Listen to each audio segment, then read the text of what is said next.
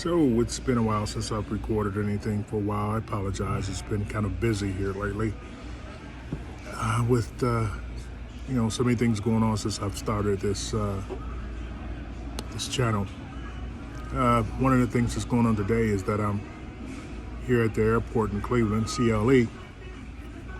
My flight has been delayed. I'm supposed to leave at 4, and now it's not leaving till 7. So I'm going to be sitting here for a while. So I thought, hey, let me give you guys an update as to what's been going on. In actuality, it's really been kind of fun. I've enjoyed myself, had a chance to go to different places, and enjoying this life after retirement. Again, I never thought I'd be doing this, after I retired, but here I am, flight attendant for American Airlines. And, it's been fun so far. Although, you have to be careful when you do this, because right now I am under probation and I have to be careful about, getting to where I need to get to on time, making sure I check in on time and things like that. I met some wonderful people so far on the flight, and hopefully that will continue, which most likely it will.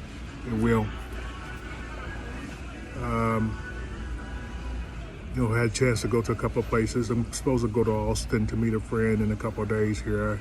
I look forward to that. Been back up here to Cleveland a couple of times. Got to come back up on the 1st. But that's something totally different. Some personal stuff I got to take care of. But for those of you who are interested, I met a guy in my Uber coming to the airport today, and he asked me what did I do. And I told him I was a flight attendant. He said, how long had I been doing it? And I told him, about 4 months, 3 months. And, he asked me, did I like it? And of course I told him yes, it's wonderful, it's fun. And, he asked me how could he get into it. All right, so here's the deal. According to most airlines, all you need is your high school. You have to be a high school graduate. And I'd imagine it does help if you have something over that, but that's all they require according to what they have on their websites. But the main thing is that you have to be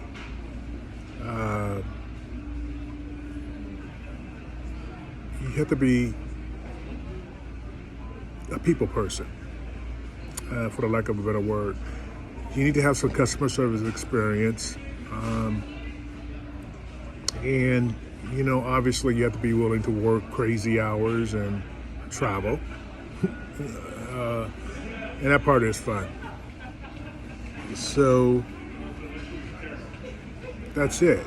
Now, it was much more than that he wanted to know, so I'm going to try to give it to you in a nutshell. Basically, he was asking me what did it entail, and for me the way it worked was this, and I'm not quite for sure what every airline does, but they start you off with an initial interview. I remember when I interviewed for Southwest, it was a phone call that I got, and they asked you some questions, or one question, that's all I remember. And I got a thanks but no thanks from them. With Delta, I never did get an interview. I sent my application in and got a letter back, thanks but no thanks. And all airlines are looking for something different for what they're looking for out of a person. It was amazing with this position. I was surprised because I wasn't really trying to get the job. I had just recently retired, and I was enjoying retirement. I was doing a little bit of Uber for, here and there, and my daughter recommended that I give it a shot, and so I did. The way the process went for me was I had an email that asked me, first of all, of course this is just after COVID, it's kind of started winding down a little bit, and they started opening things back up. And they sent me an email, and the email said, was I still interested in a flight attendant position, and it was just a yes or no answer. So I answered it yes. About a week later, I got an email inviting me to a virtual interview. So this interview process was interesting. When you got on it, you were on this interview with probably like 15 to 20 other people and the interviewers. And you would just ask one question. And based on your answer to that question, will determine whether you'd move on in the process. You also had to tell a little bit about yourself. And I tell people, if that is still going on when you go through your process, make it something memorable. Make it something that sticks out, that, they will remember you by.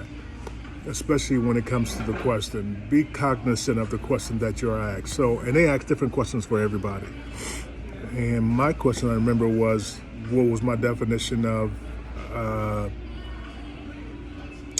my God, I can't remember it now. It just slipped my mind. I'll get back to that. But, you got to associate the question with, number one, something that you might have done in customer service. But to me, the overall theme is, how do you treat people? How do you like to be treated when you're in a situation where things are not quite going right?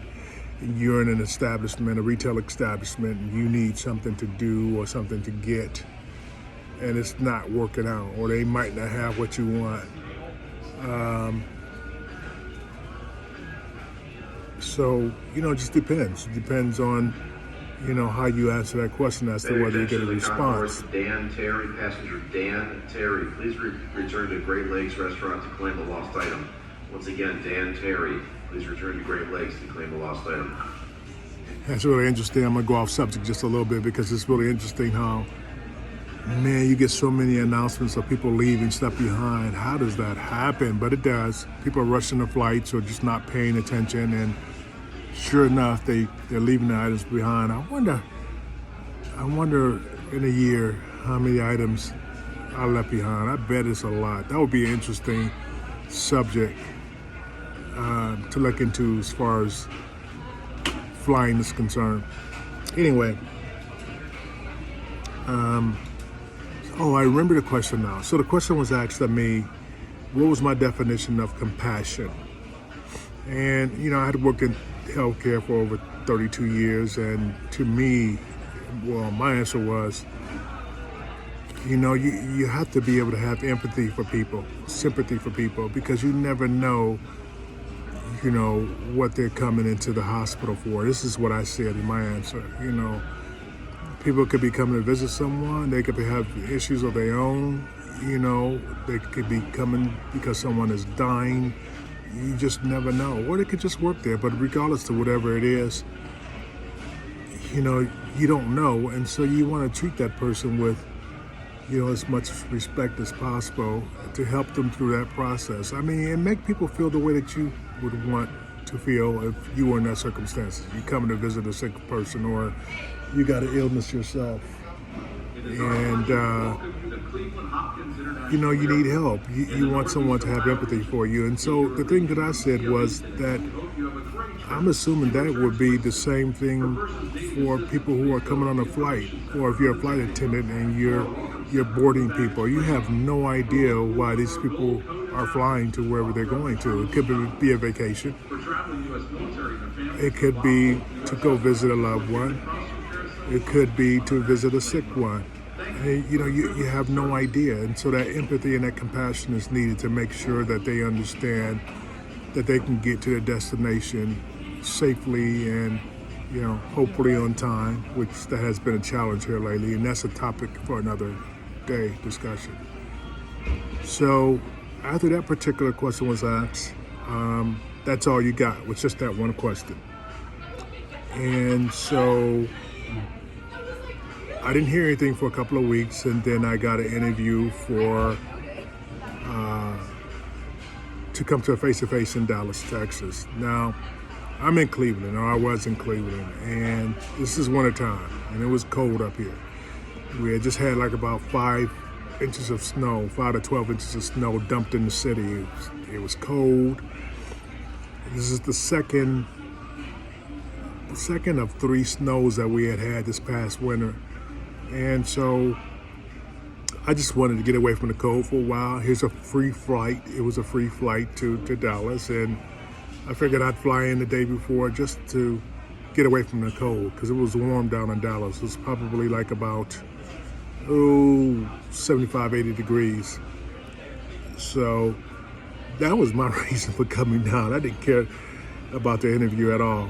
I figured, okay, well, just go ahead, and, whatever happens, happens. But it was fun for me. I made it fun. I wasn't trying to, overcomplicate the interview process, which a lot of people do. And, I'll talk about that later on and give you some hints on what you should do in another session. But, when I came down, I was relaxed because I wasn't trying to truly get the job, so to speak. I mean, if I got it and I interviewed, so what? I mean, that's the way I felt. Like, just have a good time, enjoy yourself. And as I said before, don't overcomplicate the process of interviewing. And lo and behold, they offered me a conditional job offer. Now, I'm not saying that was the reason why it happened, because going through the interview process, there was other things that they looked at. But I think because of, how friendly I am and how I love customer service as far as helping people is concerned, especially in healthcare, maybe that's what, related to them and why they selected me. But that is the process. That's the process that I went through. And then they offered me the conditional job offer on the spot to come and train me. And we'll talk about that in another episode. But listen, if you want to hear more about, how this worked and how this is working out for me, please, and if you like the content, please hit the subscribe button down at the bottom or the like button. And I promise you I'll start recording a little bit more. It's just been a little bit of a time challenge right now, but I will record more often than what I have been. But thank you for joining me, and see you soon.